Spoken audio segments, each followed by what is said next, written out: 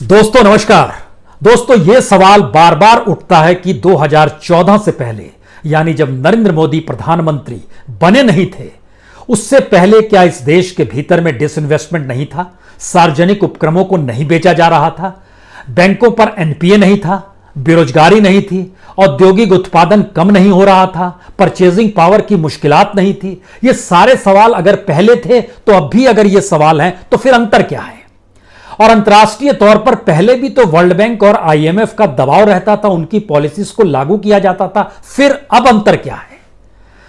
हमें लगता है कि दो परिस्थिति, 2014 से पहले की परिस्थिति और 2014 के बाद की परिस्थिति, आज जरा भारत की उस राजनीतिक जमीन के रेड कारपेट को उठा देते हैं और उसकी असल जमीन को समझने की कोशिश करते हैं कि क्या वाकई इस देश के भीतर में एक ऐसी व्यवस्था अब लागू हो गई है जो पहले नहीं थी, जिसमें इस देश के इंस्टीट्यूशंस चेक एंड बैलेंस बनाते थे, सरकार के बही खातों पर कोई निगरानी करता था, अंतर्राष्ट्रीय तौर पर कोई दबाव नहीं था, अंतर्राष्ट्रीय नीतियां भारत को ग्राउंड जीरो नहीं मान रही थी। फिर यह कैसी स्थिति है कि मौजूदा वक्त में भारत के भीतर जो निर्णय लिए जाते हैं उनका बुरा असर यहां के लोगों पर पड़ता है और उस असर से बेखबर राजनीतिक सत्ता रहती है।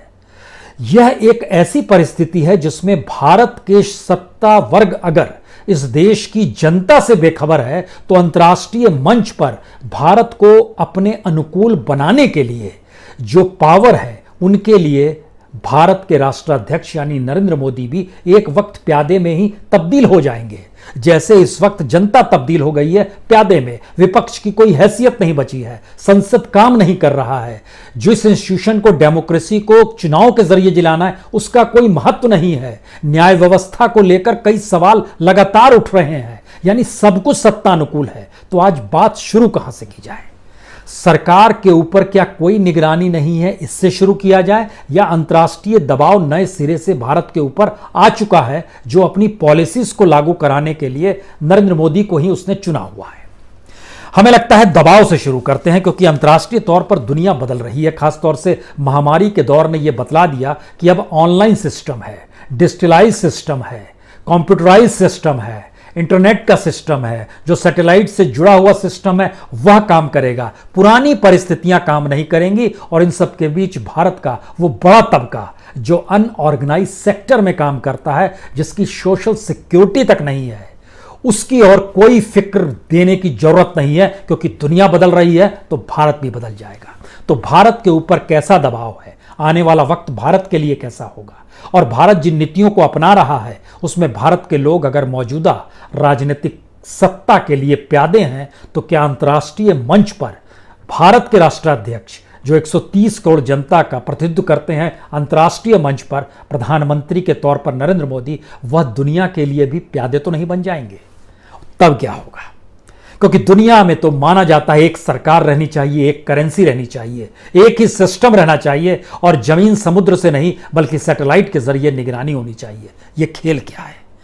और इन सब के बीच जिन बैंकों का जिक्र हम बार बार करते हैं कि इन बैंकों की जरूरत ही क्या पड़ेगी, क्योंकि अब आने वाले वक्त में तो हो सकता है क्रिप्टो करेंसी इस हिसाब से चलने लगे कि सारी चीजें ऑनलाइन हो जाए, और उन बैंकों पर कब्जा अंतर्राष्ट्रीय इंस्टीट्यूशंस का होने लगेगा जो कि विदेश से पैसा लगाएंगे और भारत अपने बैंकों को उनके हाथों में बेच देगा। तब क्या होगा?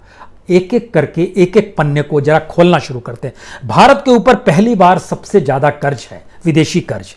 मौजूदा वक्त में लगभग 558 बिलियन डॉलर का कर्ज है।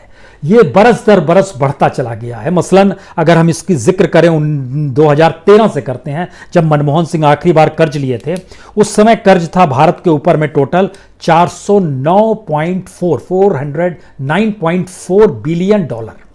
2014 में उन्होंने कोई कर्ज नहीं लिया, तब तक प्रधानमंत्री मोदी आ गए, और उसके बाद जो कर्ज लिया गया तो 409 बढ़कर हो गया 446.2 बिलियन डॉलर। कर्ज विदेशी बढ़ा है। 2017 में आइएगा तो ये 471 बिलियन डॉलर हो गया। 18 में आइएगा तो ये बढ़ के 529 बिलियन डॉलर हो गया। 2019 में यह बढ़कर 543 बिलियन डॉलर हो गया, और दिसंबर तक का जिक्र हम आपसे जब कर रहे हैं 2019 के, तो यह 558.5 बिलियन डॉलर हो चुका है। भारत के ऊपर कर्ज बढ़ रहा है तो कर्ज देने वाले भी तो कुछ चाहेंगे। हम लोगों ने नाम सुना था पीवी नरसिम्हा राव के दौर में 91 में जब कर्ज भारत के ऊपर था, उस समय सिर्फ 83.8 बिलियन डॉलर का था, जो आज की तारीख में बढ़ते बढ़ते 558 बिलियन डॉलर हो गया है। उसके बाद से कर्ज हर किसी ने लिया है, लेकिन इतनी तेजी से कर्ज कभी नहीं बढ़ा है। लेकिन इनका दबाव क्या होगा? वर्ल्ड बैंक, आईएमएफ, इनका तो होगा। उसके अलावा एशियन डेवलपमेंट बैंक से, उसके अलावा international development association, international bank for reconstruction and development, international fund for agriculture development, तकरीबन 60 बिलियन डॉलर का कर्ज इनसे लिया जा चुका है, जो टोटल कर्ज का 10% है। इसके अलावा ये मल्टीलैटरल कहा जाता है। इसके अलावा एक बाइलेटरल होता है, जो देशों से कर्ज लिया जाता है। इसमें हमने जर्मनी से लिया हुआ है, रशिया से लिया हुआ है, फ्रांस से लिया हुआ है, अमेरिका से लिया हुआ है, तकरीबन दुनिया के 18 देशों से लिया हुआ है, जो 26 बिलियन डॉलर है। इस 26 बिलियन डॉलर में जर्मनी के ऊपर सबसे ज्यादा लिया गया, लगभग 11%। इसके अलावा आईएमएफ से लगभग हमने 5.5 बिलियन डॉलर लिया हुआ है। लेकिन बड़ा महत्वपूर्ण है कि एक्सपोर्ट क्रेडिट, कॉमर्शियल वायरिंग और एनआरआई डिपॉजिट, यह बड़ा महत्वपूर्ण है। जो एक्सपोर्ट क्रेडिट है हमारे ऊपर, वह लगभग 7 बिलियन डॉलर का है, और जो कॉमर्शियल बोरिंग जो हम लोग खरीदते हैं, वह लगभग 223 बिलियन डॉलर ये कर्ज है हमारे ऊपर। एनआरआई डिपॉजिट है वो 133 बिलियन डॉलर का है। जाहिर है ये यूं ही कर्ज तो नहीं देंगे। कर्ज भी दो तरह के होते हैं, एक लॉन्ग टर्म होता है, चुकाते रहिए, एक होता है तुरंत चुकाना है। तुरंत चुकाने में लगभग 19% हमको तुरंत चुकाना है, जो कि शॉर्ट टर्म डेब्ट कहा जाता है, और एक लॉन्ग टर्म डेब्ट है वो लगभग 81% है। 457 बिलियन डॉलर आने वाली सरकार जो होगी, या यही सरकार कंटिन्यू कर जाए तो वह बिलियन डॉलर कंटिन्यू करेगा। लेकिन 106 बिलियन डॉलर हमको इसी दौर में चुकाना है। कहां से चुकाएंगे ये अलग सवाल है। नहीं चुका पाएंगे तो उनकी पॉलिसीज को इंप्लीमेंट करना होगा, उससे जो पैसे की उगाही होगी उसको वहां पर देना होगा। और इन सब के बीच सरकार अपने तौर पर सरकार कैसे चलाती है, अगर ये बात आप तक ना पहुंच पाए तो फिर आप क्या कहेंगे? इसके लिए सरकार के बही खातों को देखने के लिए सीएजी होता है, यानी controller and auditor general of India होता है, सीएजी होता है। याद कीजिए सीएजी में विनोद राय का नाम। विनोद राय इसलिए महत्वपूर्ण है क्योंकि उन्होंने अपनी ऑडिट रिपोर्ट में इस देश के भीतर में 2G घोटाला, इस देश के भीतर में कोयला घोटाला, इन दोनों को वो सामने लेकर आए थे। और जब सामने लेकर वो आए तो उसके बाद देश की राजनीति में हंगामा मच गया, पार्लियामेंट में हंगामा मच गया, मीडिया पिल पड़ा और स्थिति बिगड़ती चली गई, क्योंकि काम ही यही है। सीएजी ने कोई गलत काम नहीं किया था। यह अलग बात है कि उसको लेकर आज तक किसी को सजा नहीं हुई, तो कहा जाता है परसेप्शन के आधार पर डेवलप किया गया था। लेकिन सीएजी निगरानी तो करता है। जब विनोद राय हुआ करते थे उस वक्त में जो उनकी ऑडिट रिपोर्ट थी 2010-11 में 221 ऑडिट रिपोर्ट उन्होंने रखी थी। ये पार्लियामेंट के सामने रखी जाती है और पास कर दी जाती है। 2011-12 में 137 रिपोर्ट रखी। अब सवाल है कि अगर सत्ता के अनुकूल व्यक्ति सीएजी हो जाएगा तो फिर रिपोर्ट्स नहीं आएंगी। इसका प्रयोग शुरू हुआ था 2017 से भारत में, जब राजीव महर्षि को सीएजी बनाया गया था। राजीव महर्षि आए और 2017-18 में उन्होंने सिर्फ 98 ऑडिट रिपोर्ट रखी। 2018-19 में सिर्फ 73 ऑडिट रिपोर्ट रखी। 2019-20 में सिर्फ 2 ही ऑडिट रिपोर्ट निकल कर आ पाई, जो कि डिफेंस और कस्टम को लेकर थी। लोग इंतजार कर रहे थे कि इस दौर में कहीं नोटबंदी पर तो आएगी, कहीं राफेल पर तो आएगी। नहीं आई, क्योंकि इलेक्शन ईयर था तो उन्होंने भी नहीं दी और कुल मिला के नहीं आई। लेकिन जब आंकड़ों के लिहाज से आप देखिएगा तो 2017 के बाद से इस देश में ऑडिट रिपोर्ट आनी कम हो गई, जो सेंटर को लेकर भी होती है, स्टेट को लेकर भी करती है। वो रिटायर हो गए पिछले दिनों, उनका टर्म पूरा हो गया। अब जो शख्स आए हैं वो सरकार के और नजदीक हैं। गिरीश चंद्र मुर्मू, ये आईएएस हैं, ये गुजरात कैडर के हैं। जिस समय नरेंद्र मोदी गुजरात में मुख्यमंत्री हुआ करते थे, ये वहां पर चीफ सेक्रेटरी भी थे और कई विभागों में भी इन्होंने काम किया था। इन शख्स को दिल्ली आ गए प्रधानमंत्री बनकर नरेंद्र मोदी, तो यह भी दिल्ली आ गए। इनको फाइनेंस मिनिस्ट्री में लगाया। ये काम कई तरीके से देखते थे। पीएमओ के सबसे पावरफुल नौकरशाहों में से एक थे। और जब 370 धारा हटी कश्मीर से, तो इन्हीं को लेफ्टिनेंट गवर्नर के तौर पर भेजा गया। लेकिन पिछले हफ्ते इनको भी हटा लिया गया और मनोज सिन्हा वहां जा चुके हैं। इनके लिए था कि कौन सा पद खोजा जाए, तो इनको सीएजी बना दिया गया। और ये सारी चीजें उनके हटने से लेकर सीएजी की नियुक्ति तक के बीच में सिर्फ 52 घंटे का वक्त लगा, 52 आवर्स। यानी सीएजी की नियुक्ति एक कॉन्स्टिट्यूशनल पद है। इसके लिए माना जाता है एक पैनल होना चाहिए, जिसमें संसद के भीतर बैठे हुए अलग अलग पार्टियों के सांसद एक एक्सरसाइज कर लें तो एक पैनल बनाते हैं जिससे सीएजी शख्स ऐसा हो जो कि कहीं वाकई कॉन्स्टिट्यूशन ऑथोरिटी को जिए।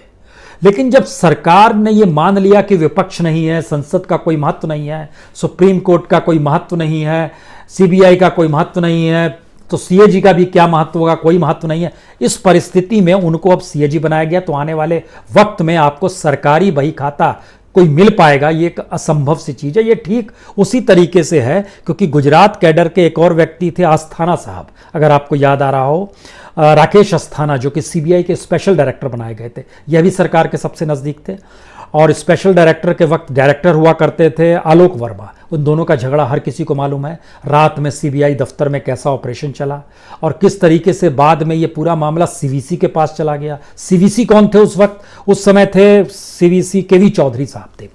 चौधरी साहब के जरिए जांच हुई, कुल मिला के इनको क्लीन चिट दे दिया गया राकेश अस्थाना साहब को। इनको क्लीन चिट मिलने के बाद अब ये दूसरे विभाग में चले गए हैं, इनकी नियुक्ति हो गई है। इस बीच में केवी चौधरी साहब हटे तो इनको रिलायंस में नौकरी मिल गई इंडिपेंडेंट डायरेक्टर की, ये वहां चले गए। नए शख्स जो आए सीवीसी के तौर पर, ये संजय कोठारी हैं। ये कहाँ थे? ये पहले राष्ट्रपति के सेक्रेटरी हुआ करते थे। यानी इस देश के भीतर में अगर आप सरकार के नज़दीक हैं, सरकार के अनुकूल हैं, यसमैन हैं, तो फिर आप सबसे लायक हैं। जबकि इंस्टीट्यूशंस में ऐसा होता नहीं है। इंस्टीट्यूशन में जो व्यक्ति लायक होता है वो लायक होता है, उसमें हुनर होता है, उसकी हायरार्की होती है। ये सारी चीज़ें इस दौर में गायब हो गई। तो एक बड़ी चीज़ बदल गई इस दौर में आकर कि जहां पर चेक एंड बैलेंस खत्म हो गया, इंस्टीट्यूशंस का महत्व खत्म हो गया, सरकार ही सबसे बड़ी इंस्टीट्यूशन हो गई और सरकार का हेड जो है झटके में वो इस देश का हेड इस रूप में हो गया कि वो जो निर्णय लेगा वो सही निर्णय होगा, उसके कॉन्सिक्वेंसेस कुछ भी हों। आप कहेंगे ये कॉन्सिक्वेंसेस का मतलब क्या होता है, प्रभाव का मतलब क्या होता है? प्रभाव ये है कि नोटबंदी लागू हुई, उसका प्रभाव इस देश की जनता पर क्या पड़ा। 156 लोग लाइन में मर गए लगे हुए, कोई किसी को फिक्र नहीं थी। जीएसटी लागू हुआ, कितने लाखों व्यापारियों पर क्या असर पड़ा, कोई मतलब नहीं है। लॉकडाउन की स्थिति जब की गई, इस देश के मजदूरों की स्थिति क्या थी, किसी को कोई फिक्र नहीं। तो फिर आने वाले वक्त में जो भी निर्णय लिए जाएंगे वह निर्णयों पर लेकर क्या आपत्ति होगी? कोई आपत्ति नहीं। बैंकिंग सर्विस अगर लगातार खोखली हो रही है और अब उसको प्राइवेट हाथों में बेचने का जिक्र है, तो उसके मतलब क्या होंगे?